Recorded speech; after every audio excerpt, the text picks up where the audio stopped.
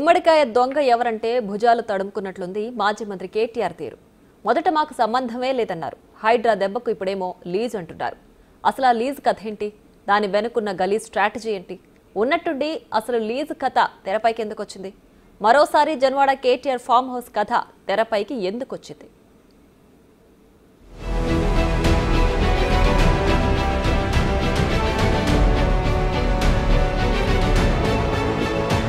Big TV impact తో కదిలిన ప్రభుత్వ యంత్రాంగం.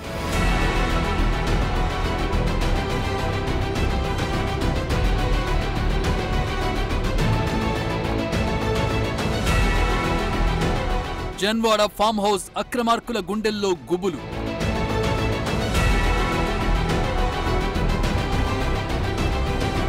ఫామ్ హౌస్ అక్రమమని పక్కా ఆధారాలతో చూపించిన బిగ్ టీవీ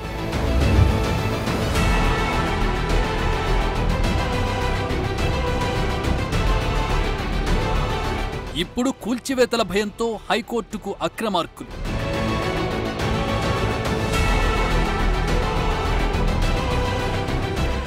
సరిగ్గా కొన్ని నెలల క్రితం జన్వాడలో కేటీఆర్ ఫామ్ హౌస్ పై ది నేకెడ్ ట్రూత్ పేరుతో ఉన్నది ఉన్నట్టు చూపించా. అసలు కేటీఆర్ కు ఆ ఫామ్ హౌస్ కు ఉన్న లింక్స్ ఏంటి?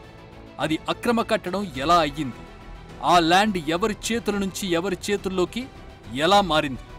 ఎప్పుడు మారింది? ఎందుకు మారింది?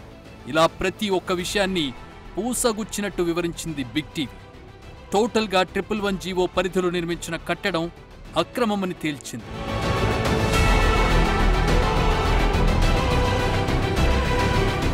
అప్పుడు మేము ప్రసారం చేసిన కథనంతోనే అక్రమార్కుల గుండెల్లో రైళ్లు పరిగెట్టడం ప్రారంభమయ్యాయి. సరిగ్గా అదే సమయంలో హైడ్రా ఎంట్రీ ఇచ్చింది. జీహెచ్ఎంసీతో పాటు ఓఆర్ఆర్ పరిధిలో ఉన్న అక్రమ కట్టడాలపై ఉక్కుపాదం మోపడం ప్రారంభించింది.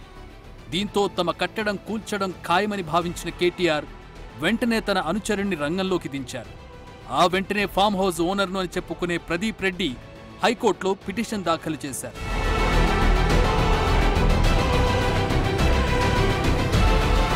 "2014లో అన్ని అనుమతులు తీసుకుని నిర్మించామంటూ హైకోర్టులో ప్రదీప్ రెడ్డి వాదించారు.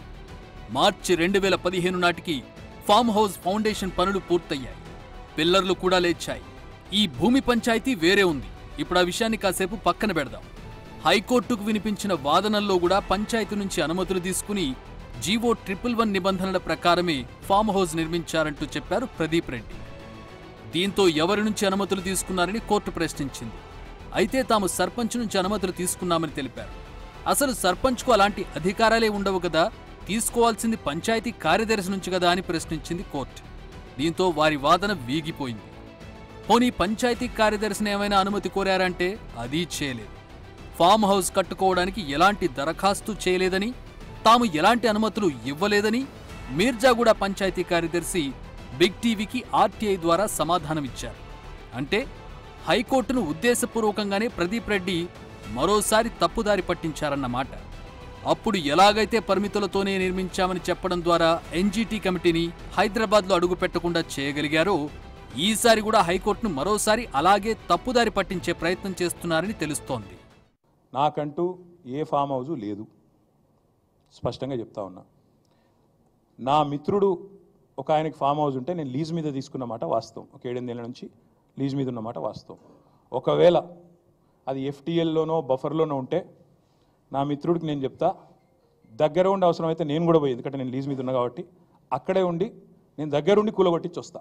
ఒకవేళ అందులో ఏమైనా తప్పు ఉంటే ఎఫ్టీఏలో బఫర్లో ఉంటే నేనే దగ్గరుండి కూలగొట్టించి వస్తా.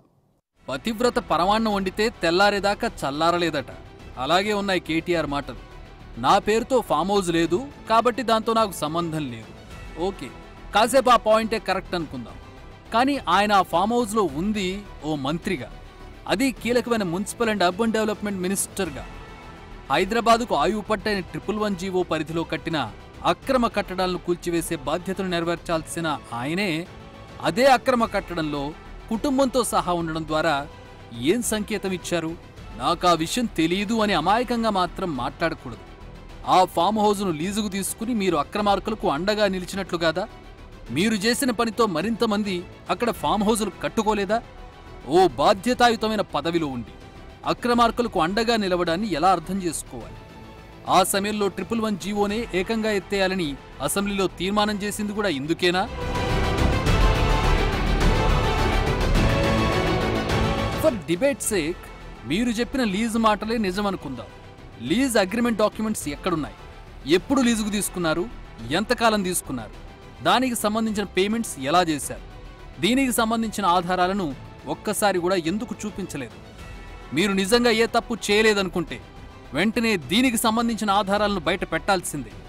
లేదంటే మీరు అధికారాన్ని అడ్డుపెట్టుకుని ఈ తతంగమంతా నడిపించారని నమ్మాల్సి వస్తుంది. మనం దాంట్లో ఉండాలనుకున్నా, దాన్ని లీజుకు తీసుకోవాలనుకున్నా నార్మల్గా ఒక సామాన్యుడే దాన్ని 10 సార్లు ఆలోచిస్తాడు. అది లీగలా ఇల్లీగలా, దాంట్లో ఉంటే ఏమన్నా సమస్యలు వచ్చి పడతాయా మీద అని. అంత బాధ్యత లేకుండా మీరు లీజుకు తీసుకున్నా అని చెప్పడం ఒకెత్తు. మరి లీజుకు తీసుకున్న మీరు ఆ లీజ్ పేపర్లు ఎప్పుడైనా చూపించిర్రా? ఈ డౌట్స్ మాకు మాత్రమే కాదు, ఇప్పుడు ప్రజలందరిలోనూ ఉన్నాయి. ఒక్క ప్రశ్నకు సమాధానం చెప్పడం లేదు. ప్రశ్నిస్తే ఆరోపణలతో విరుచుకుపడుతున్నారు. ఇలాగైతే ఎలా? అసలు ఆ ఫామ్ హౌస్ కేటీఆర్ది అనడానికి ఇంకా అనేక ఆధారాలు ఉన్నాయంటున్నారు కాంగ్రెస్ నేతలు. ఆనాడు కూడా చేతులు దులుపుకొని నాకు అసలు ఆ ఫామ్ హౌస్ సంబంధమే లేదు, మా మిత్రుడు ఫామ్ హౌస్ చెప్పడం జరిగింది. కానీ ఆనాడు ఇన్వెస్టిగేట్ చేసిన పోలీస్ అధికారి ఇచ్చిన రిపోర్ట్లో మాత్రం స్పష్టంగా ఆయన ఏం చెప్తాడంటే, దీంట్లో further it is submitted that based on the investigation it is revealed that the accused persons have committed offences that they have loitered near the properties, residence premises of private persons and dignitaries, including residing premises of Kalvakuntla Taraka Ramarao, Honorable IT Minister అని చెప్పడం జరిగింది. ఇది police శాఖ ఇచ్చిన రిపోర్ట్లో ఇది KTR farm house అనే తేల్చడం జరిగింది. ఇవాళ నాకు కానీ నా కుటుంబ సభ్యులు కానీ అక్కడ ఆస్తులు లేవని చెప్తా ఉన్నారు. ఇగో ఇన్ని సర్వే నంబర్లో కేటీఆర్ గారికి మీకు అందజేస్తాం. ఇన్ని సర్వే నెంబర్లో కేటీఆర్ గారికి ఎఫ్టీఎల్ జోన్లో ప్రాపర్టీస్ ఉండకూడని చోట్ల ప్రాపర్టీస్ ఉన్నాయి. అసలు ఫామ్ హౌస్ మీది కాకపోతే ఆ రోజు కాంగ్రెస్ నేత రేవంత్ రెడ్డిపై ఎందుకు కేసులు నమోదు చేశారని ప్రశ్నిస్తున్నారు బీజేపీ ఎంపీ బండి సంజయ్. నకలు కొట్టడానికి అకలు ఉండాలంటారు, మాట్లాడడానికి ఉండాలి. ఈయన ఫామ్ హౌసే కదా, ఈయన ఫామ్ హౌస్ డ్రోన్ వేయదని రేవంత్ రెడ్డి మీద కేసు పెట్టి ఈయన ఫామ్ హౌసే కదా. మరి కేసు పెట్టిన రేవంత్ రెడ్డి మీద ఇప్పుడు నీ ఫామ్ హౌస్ మీద డ్రోన్ ఎగ్రేషన్ అని చెప్పి రేవంత్ రెడ్డి గారి మీద కేసు పెట్టినావు. మరి ఎవరి ఫామ్ హౌస్? అప్పుడు నీ ఫామ్ హౌస్ అని కేసు పెట్టినావు కదా, ఎందుకు పెట్టావు మరి? ఇప్పుడు లీజ్ అప్పుడు నీ ఓను. టీఆర్ఎస్లకి అదే పాలసీ వాళ్ళది, బీఆర్ఎస్ వాళ్ళది. వాళ్ళు చేస్తే సంసారం, ఇంకో చేస్తే వ్యభిచారం. అది ఎవరిదైనా కట్టడం అక్రమం, అది కూలడం తథ్యం. ఇప్పుడు కేటీఆర్ మాటలు చూస్తుంటే డ్యామేజ్ కంట్రోల్ చేసుకోవడానికని అర్థమవుతోంది. కానీ ప్రజలు తెలివైన వారు, వారిని మాటలతో మభ్యపెట్టలేరు. ఇప్పటికైనా మీరు లీజ్ పేరుతో చెబుతున్న గలీజ్ కథలు నిజమని ఆధారాలతో ప్రూవ్ చేయండి. ఆ డాక్యుమెంట్స్ రిలీజ్ చేయండి. ఎంత డబ్బు చెల్లించారో, ఎలా చెల్లించారో చెప్పండి.